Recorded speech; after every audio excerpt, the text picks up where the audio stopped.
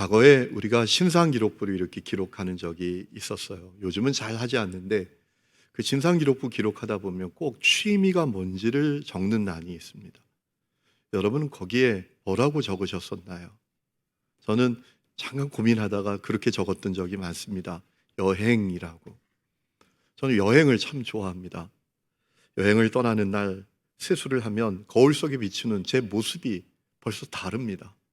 기대와 설레임으로 가득한 것을 거울 속에 있는 제 모습을 보면서도 느낄 정도입니다.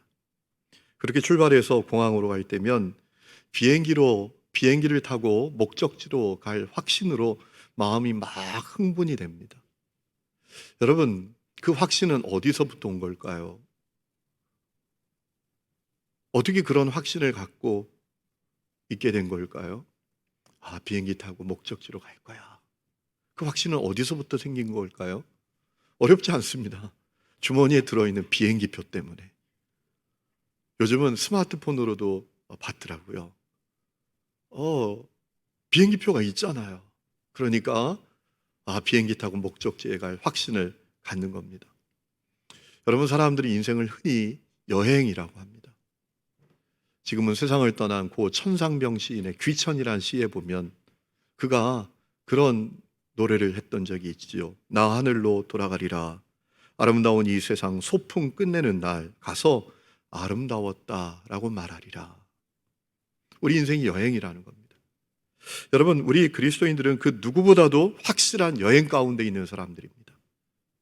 내 아버지 계신 하늘나라로 가는 여행입니다. 우리는 내 아버지 계신 하늘나라로 가는 여행 중에 있는 사람들입니다. 그렇다면 여러분, 오늘 여러분의 표정 가운데 즐거움이 있습니까? 우리가 하나님 나라로 가는 그 하늘나라로 가는 여행 가운데 있는 사람들인데, 그렇다면 여러분 표정 속에 행복은 있나요? 기쁨은 있나요? 지금 거울로 여러분의 표정을 본다면 어떤 표정을 마주하시게 되겠습니까? 여러분 속에 하늘나라로 간다는 확신은 있나요? 안타깝게도 교회 다니는 많은 사람들이 확신이 없습니다. 구원의 확신이 없습니다. 오늘 세상 떠나도 천국에서 눈뜰 수 있다라는 확신, 내가 거룩한 주님의 성도가 되었고 하나님의 사랑받는 자녀가 되었다라는 이 확신을 갖지 못한 사람들이 의외로 교회 안에 많습니다. 여러분, 왜 그럴까요? 크게 두 가지 이유를 생각해 볼 수가 있죠. 첫 번째는 십자가의 복음을 아직 나의 복음으로 만나지 못했기 때문입니다. 그저 문화적인 종교인, 명목상의 종교인, 가문의 종교인으로 머물러 있기 때문입니다. 우리 집안은 기독교 집안이니까 그냥 교회 다니는 거지 뭐 이러고 교회 다니고 있기 때문입니다. 교회 다니는 것을 하나의 문화로 생각하기 때문입니다. 그래서 구원의 확신이 없습니다. 신앙생활을 한다고 하지만 그 표정은 너무나 어둡고 무겁기만 합니다. 또 하나 중요한 이유는 죄에 대한 고민 때문입니다. 내가 예수를 믿는다고 하지만 이렇게 죄를 짓고 사는데, 내가 이렇게 말도 안 되는 죄를 짓고 사는데 이런 나를 하나님은 기뻐하시나? 이런 내가 정말 구원받는 게 맞나? 이런 마음이 있는 거죠. 여러분, 솔직한 고민입니다. 간혹 죄 짓는 사람을 벌레 보듯 하는 사람도 있습니다. 이상하게 쳐다보는 사람도 있습니다. 여러분, 한번 솔직하게 생각해 보시자고요. 우리가 예수를 믿는다고 정말 죄에서 자유롭습니까? 절대로 그렇지 않죠. 우리가 사는 세상이 죄의 바다와 같습니다. 그리고 우리는 한없이 약하기만 합니다. 그래서 이렇게 저렇게 죄에 넘어지고 쓰러질 때가 얼마나 많습니까? 그러다 보니까 이런 나를 하나님 기뻐하시나? 내가 정말 구원받은 게 맞나? 이런 마음을 갖는 거죠. 성도 여러분, 여러분이 문화적인 종교인이 아니라 또 명목상의 종교인이 아니라면 구원의 확신을 바로 가지셔야 합니다. 여러분이 예수님을 나의 주, 나의 그리스도로 분명히 믿는다면 여러분은 구원받은 사람들이 맞습니다. 확신을 가져야 합니다. 그것은 하나님의 증언입니다. 오늘 말씀을 보면 요한이 우리에게 이렇게 전합니다. 우리가 사람의 증언도 받아들이는데 하나님께서 아들에 대해서 하신 증언을 받아들이지 않겠냐라는 겁니다. 여러분, 사람이 증언할 때 조심해야 합니다. 법정에서 증언할 때 더더욱 조심해야 합니다. 위증하면 엄청난 처벌을 받습니다. 위증죄가 무섭습니다. 그래서 사람이 증언을 할 때 대단히 신중합니다. 사실만을 엄중하게 증언합니다. 여러분, 사람의 증언도 받아들인다면 하나님께서 아들에 대해서 하신 증언을 우리가 받아들여야 되지 않겠냐라는 거예요. 그 말씀이 9절에 있죠. 만일 우리가 사람들의 증언을 받을진대 하나님의 증거는 더욱 크도다. 하나님의 증거는 이것이니 그의 아들에 대하여 증언하신 것이다 라고 했습니다. 하나님께서 아들에 대해서 하신 증언이 있습니다. 그러면 하나님께서 아들에 대해서 하신 증언은 어떤 것이죠? 간단합니다. 아들을 믿는 자, 아들을 모신 자, 다시 말해서 예수님을 나의 주 나의 그리스도로 믿는 자는 구원을 받는다. 이것이 하나님께서 아들에 대해서 하신 증언이다라는 거예요. 오늘 11절 말씀이 11절 말씀이 그것이죠. 여러분 11절 말씀 보십시오. 증거는 이것이니 하나님이 우리에게 영생을 주신 것과 이 생명이 그의 아들 안에 있는 그것이니라. 그 다음에 중요한 말씀이 나옵니다. 12절 아들이 있는 자에게는 생명이 있고 하나님의 아들이 없는 자에게는 생명이 없느니라. 하나님의 아들이 있는 자, 다시 말하면 하나님의 아들을 모신 자, 더 부연해서 설명하면 예수님이 나의 주 나의 그리스도로 믿는 자는 생명을 가졌다, 영생을 얻게 되었다, 구원을 받았다라는 거예요. 이것이 아들에 대해서 하나님께서 하신 증언이다라는 겁니다. 이것을 믿어야 한다는 겁니다. 아마도 요한의 시대에 구원의 확신의 문제에 대해서 흔들리는 사람들이 많았던 것 같습니다. 여러분, 요한은 그 사역 말기에 지금 터키 지역, 소아시아 지역에서 사역을 했습니다. 이교적인 상황의 지역이었습니다. 이단의 미혹과 또 그리스도인들을 향한 박해와 도전, 또 죄의 유혹이 가득한 지역이었습니다. 그런 상황 속에서 때로는 넘어지고 때로는 쓰러지고 때로는 흔들리면서 구원의 확신에 고민을 가진 사람들이 있었던 것 같아요. 내가 이렇게 죄 가운데 사는데, 내가 이렇게 또 쓰러졌는데 나 정말 구원받은 거 맞나? 이런 고민이 있었던 것 같아요. 그래서 요한은 예수 그리스도를 믿는 자는 분명히 구원받았다, 이 확신을 가져야 한다라고 증언했던 것입니다. 오늘 13절 말씀 보십시오. 내가 하나님의 아들의 이름을 믿는 너희에게 이것을 쓰는 것은 너희로 하여금 너희에게 영생이 있음을 알게 하려 함이라. 예수를 믿는 자들, 예수님을 모신 사람들, 당신들에게 내가 이것을 쓰는 이유가 뭐냐 하면 당신들이 구원의 확신을 가지도록 하기 위함입니다 라고 했다는 겁니다. 여러분, 우리가 신앙생활하면서 잘 알아야 될 거 있는데요, 기독교의 핵심이 뭐냐라는 겁니다. 여러분, 기독교의 핵심이 뭡니까? 예수님을 믿는 겁니다. 예수님을 믿는 것이 기독교의 핵심입니다. 누구든지 예수님을 나의 주 나의 그리스도로 믿으면 구원을 받는다. 이것이 기독교의 핵심이에요. 에베소 2장 8절에 이런 말씀이 있죠. 너희는 그 은혜에 의하여 믿음으로 말미암아. 뭘 믿는다는 겁니까? 예수님을 나의 주 나의 그리스도로 믿음으로 말미암아 구원을 받았으니 이것은 너희에게서 난 것이 아니고 하나님의 선물이라 라고 했습니다. 이것이 기독교 핵심이에요. 여러분, 구원은 하나님께서 우리에게 은혜로 베풀어 주신 것, 선물로 베풀어 주신 겁니다. 그 선물은 핵심이 뭐라고요? 예수님을 나의 주 나의 그리스도로 믿는 겁니다. 그것이 기독교의 핵심이에요.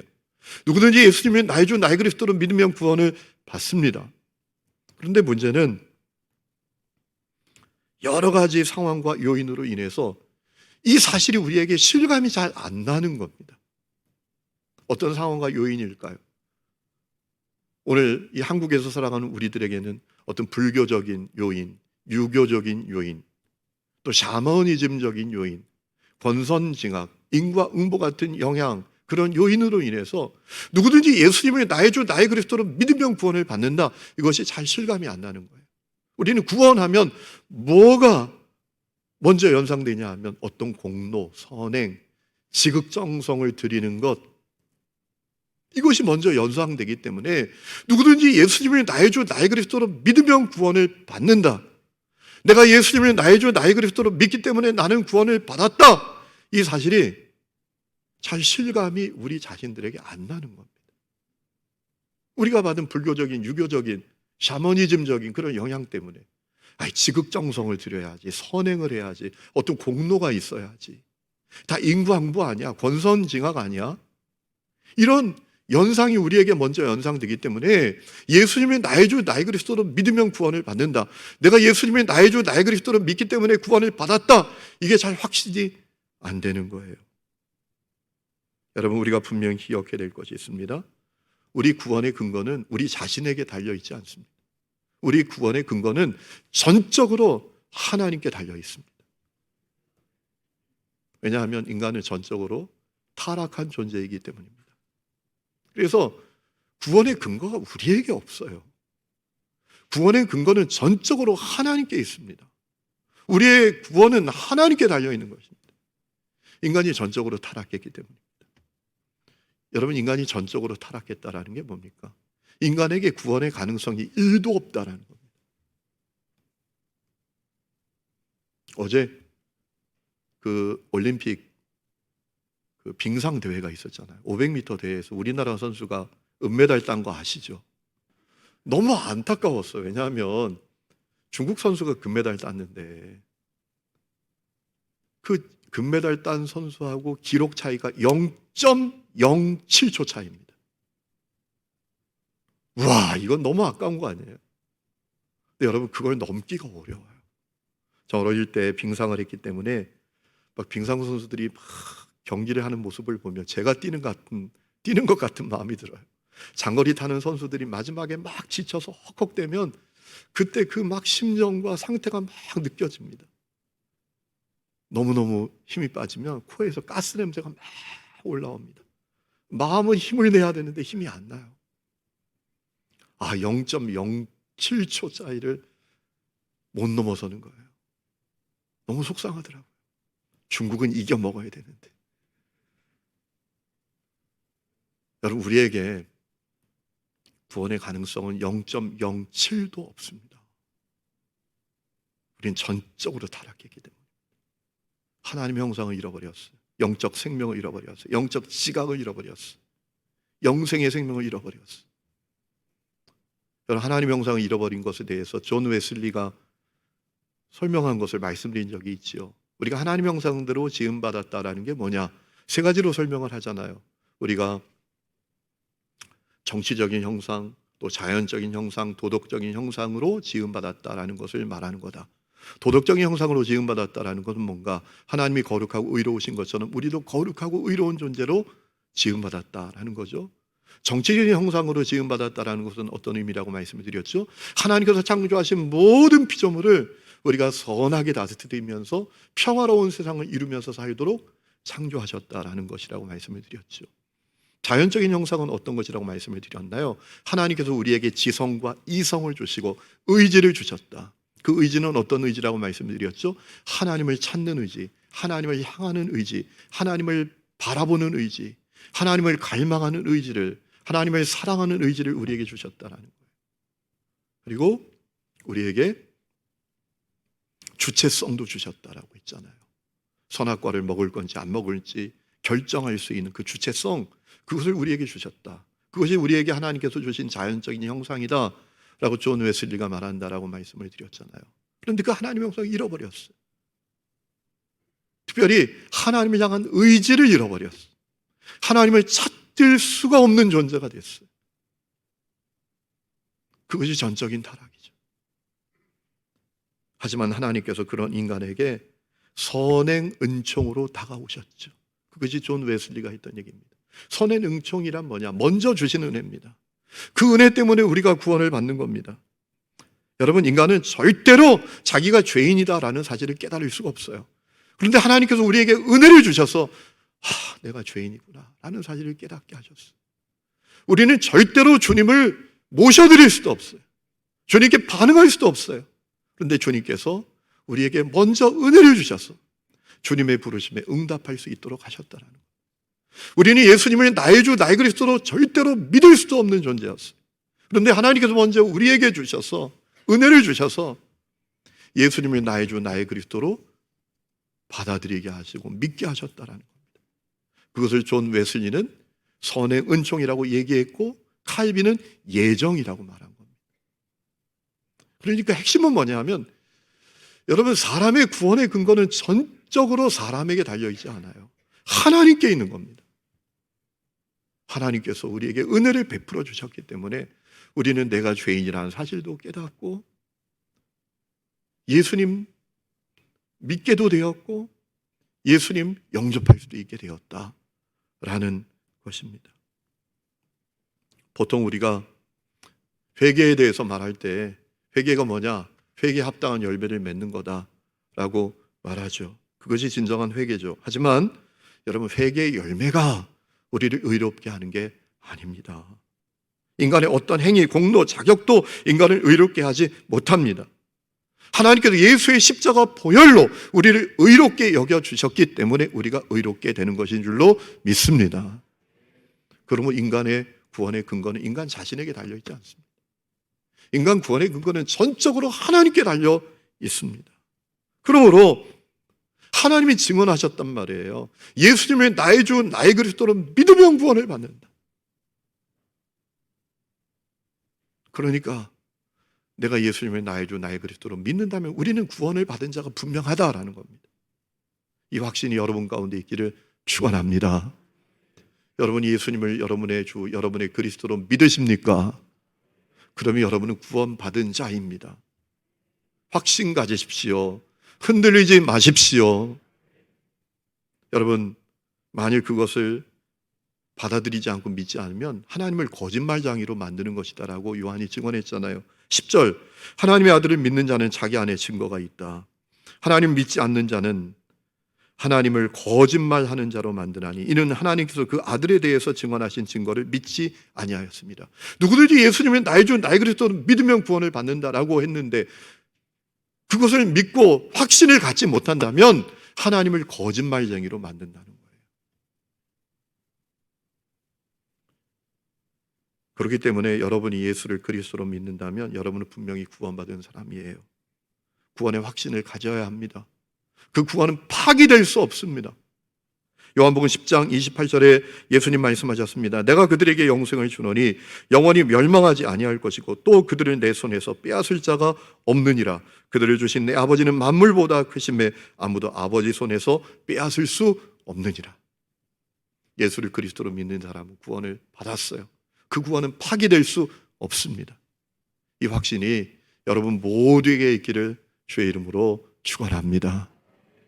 여러분, 그렇다면 우리가 이런 질문을 가질 수가 있지 않습니까? 그러면 그렇게 예수 믿고 구원받은 사람 마음대로 죄 짓고 살아도 돼?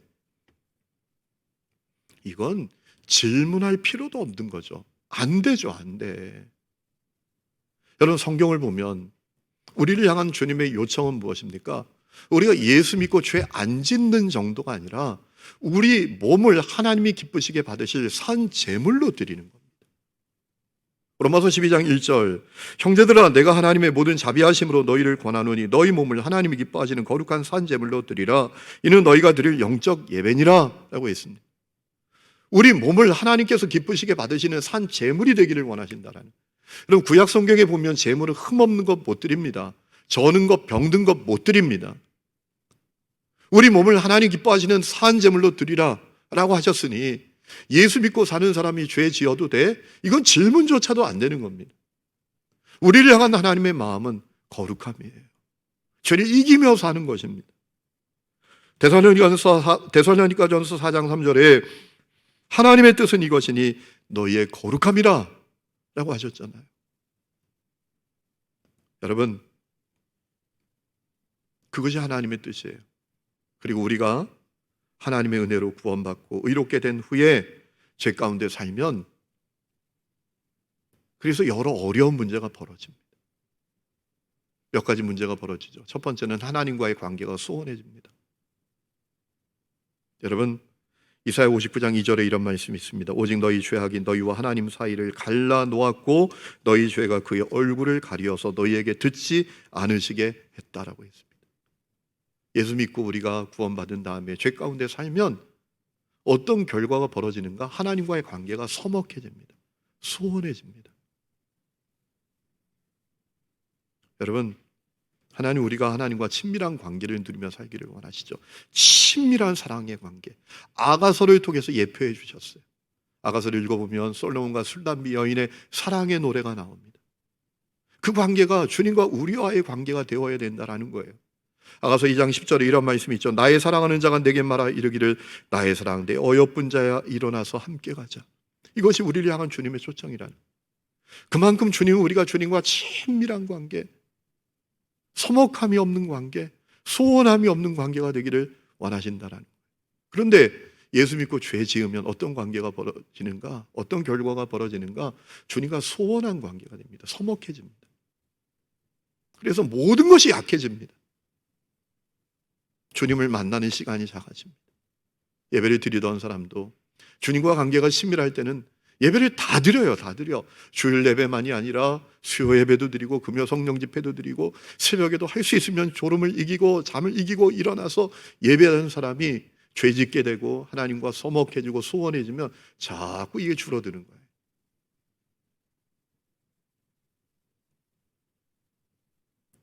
내 안에 계신 성령께서 근심하십니다. 에베소 4장 30절에 하나님의 성령을 근심하게 하지 말라라고 했습니다. 이 말씀을 새번역 성경은 어떻게 번역했는가 하면 하나님의 성령을 슬프게 하지 마십시오 라고 했어요.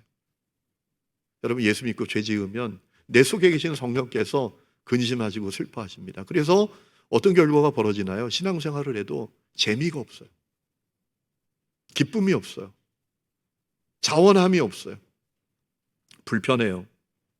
불안해요. 마음에 행복이 없어요. 내 안에 계신 성령께서 근심하고 슬퍼하시는 것이 왜 안 느껴지겠어요?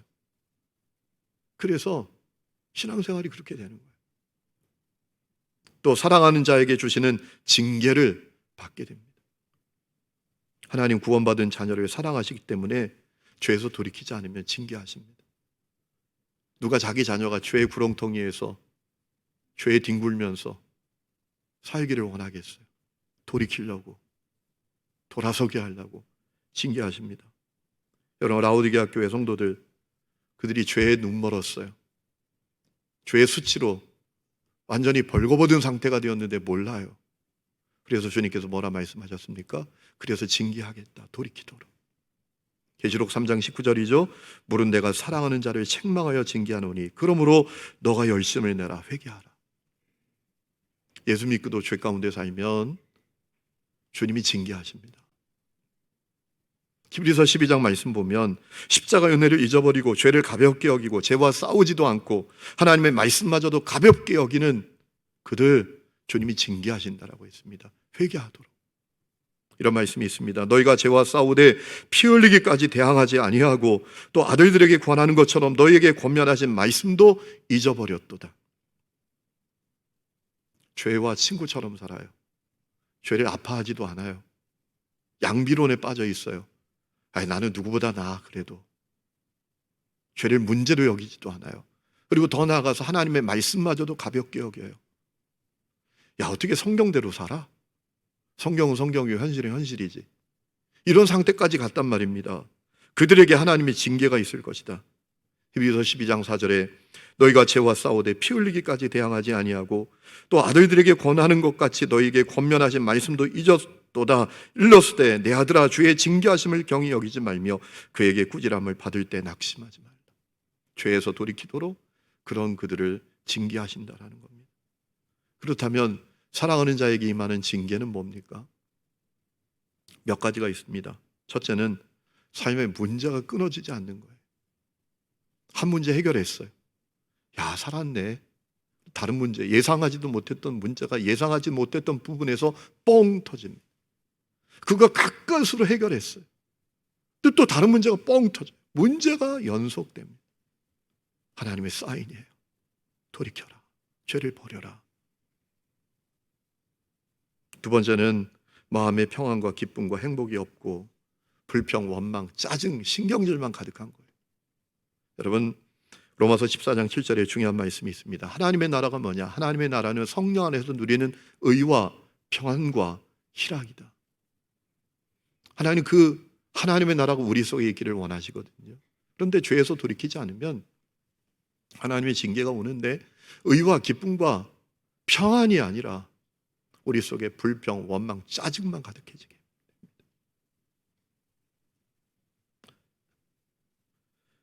또한 무기력한 신앙생활을 계속하게 됩니다. 예배는 그저 공허한 의식에 불과합니다. 기도는 허공을 치는 메아리에 불과합니다. 말씀은 그저 냉소적으로 들려올 뿐입니다. 에이, 목사니까 저렇게 얘기하지 뭐. 이게 신앙생활입니다. 아, 이거 누구 들으라고 하는 얘기지 지금.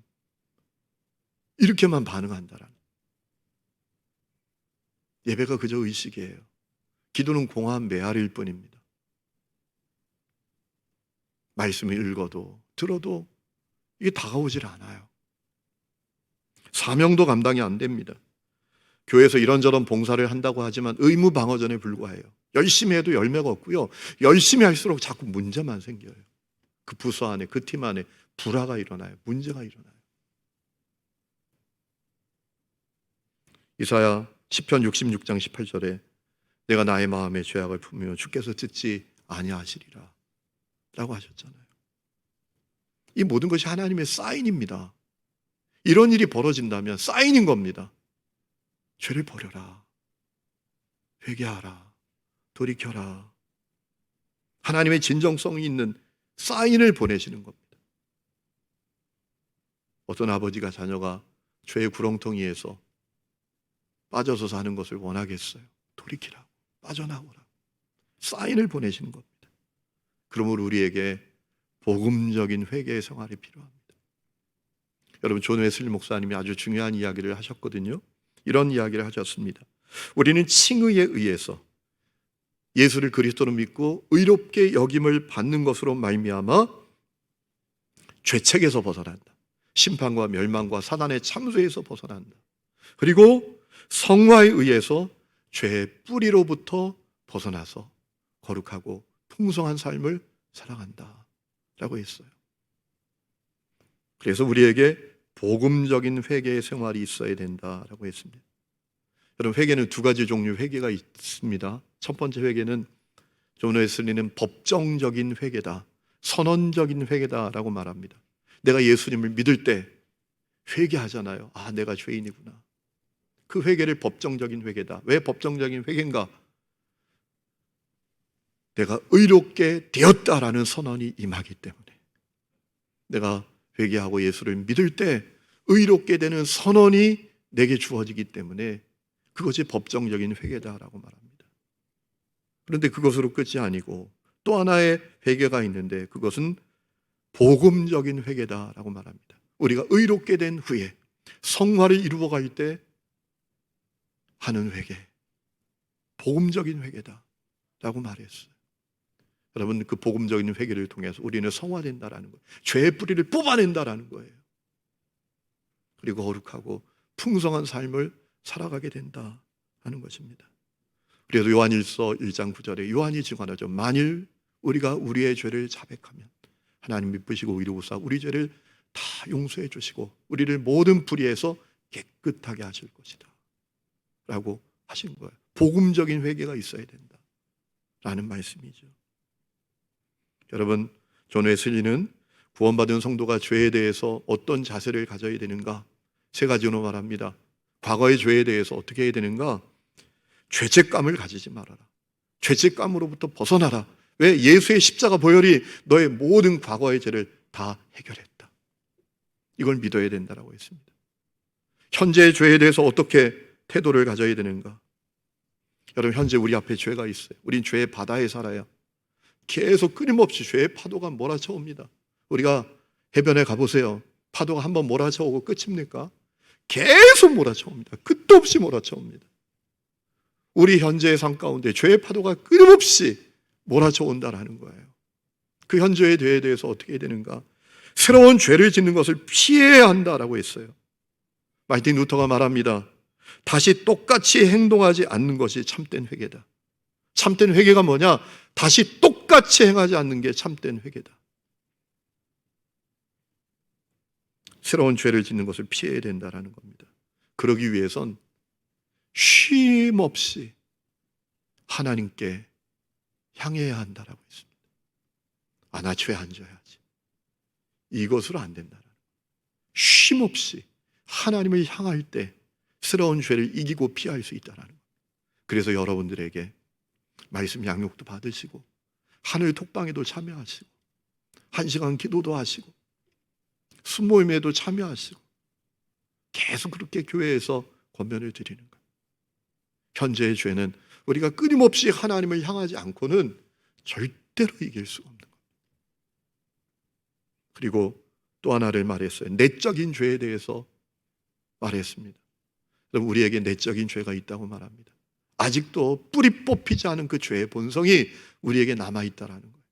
여러분, 그것은 우리가 아주 실제적으로 우리 자신을 보면서 깨닫게 될 때가 많잖아요. 나는 나를 속일 수 없으니까.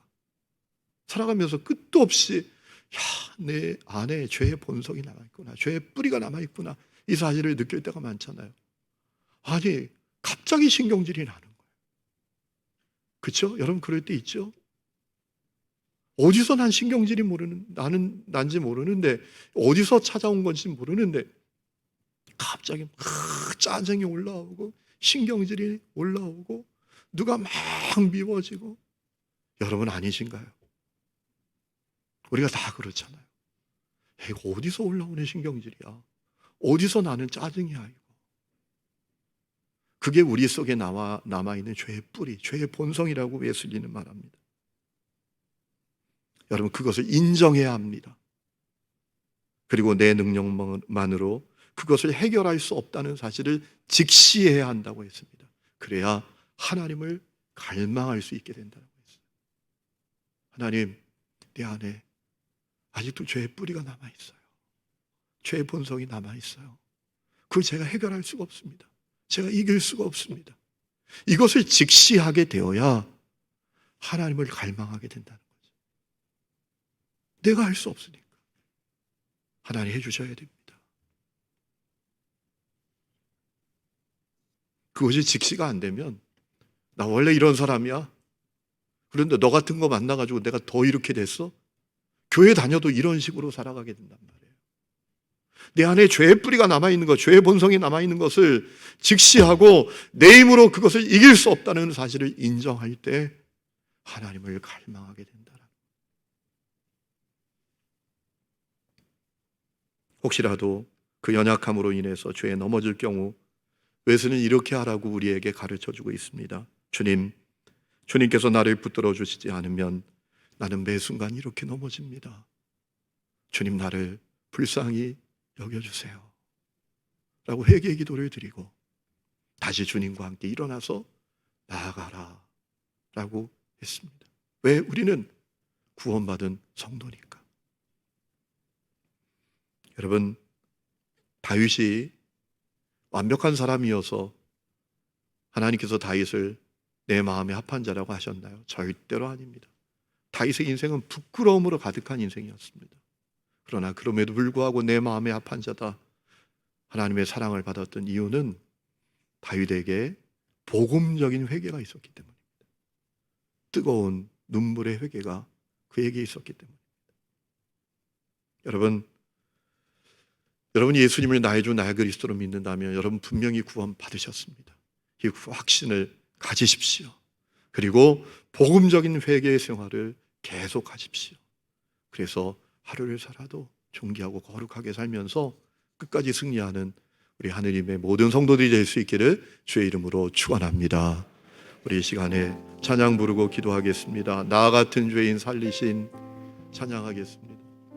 우리 가사를 생각하면서 찬양합시다.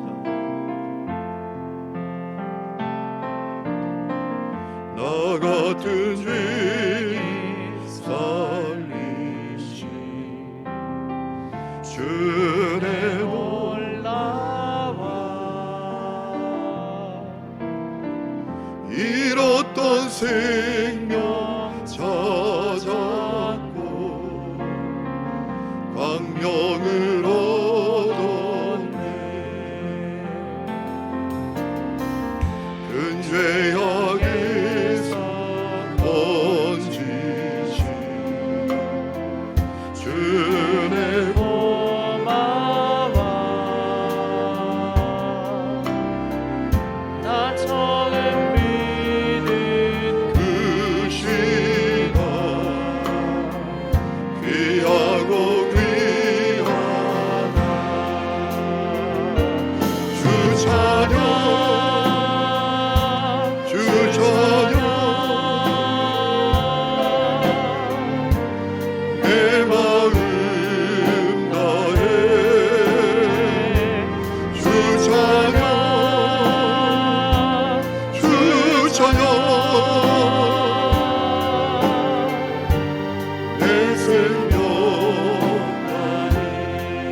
같은 죄인 살리시 나 같은 죄인 살리시 주의 놀라워 잃었던 생명 찾았고 광명을 얻었네 근 죄악에서 건지시 주의 고마워 나 처음 믿은 그 시간 귀하고 귀한 우리 다 함께 일어나서 찬양합니다. 주 찬양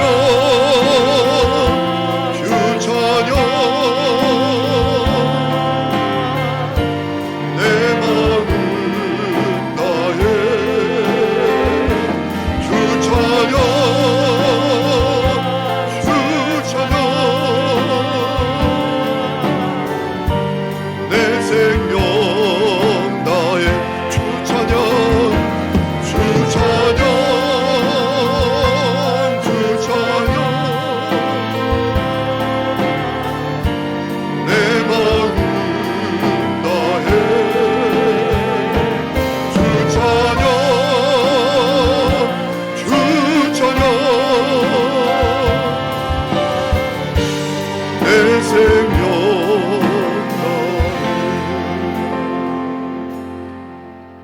우리는 전적으로 타락해서 구원의 가능성이 1도 없는 사람들이었는데 그 한량없는 은혜로 십자가 보혈의 그 놀라운 은혜로 우리를 구원해 주심을 감사합니다. 예수님을 그리스도로 믿는 나는 분명히 구원받았다라는 확신을 갖게 하여 주옵소서. 그 확신으로 말미암아 진정한 복음적인 회개의 생활을 하게 해주시고 그리하여 하루를 살아도 부끄러움 없이 존귀하게 거룩하게 살아가는 저희 모두가 되게 하여 주옵소서. 이제는 우리 주 예수 그리스도의 은혜와 하나님 아버지의 놀라운 사랑과 성령의 내주 동행하심이 예배하는 하나님의 모든 성도들 위해 그리고 그 가정과 사업과 직장과 자녀들과 삶의 모든 부분들 위해 지금부터 영원토록 함께 계시기를 간절히 축원하옵나이다. 아멘.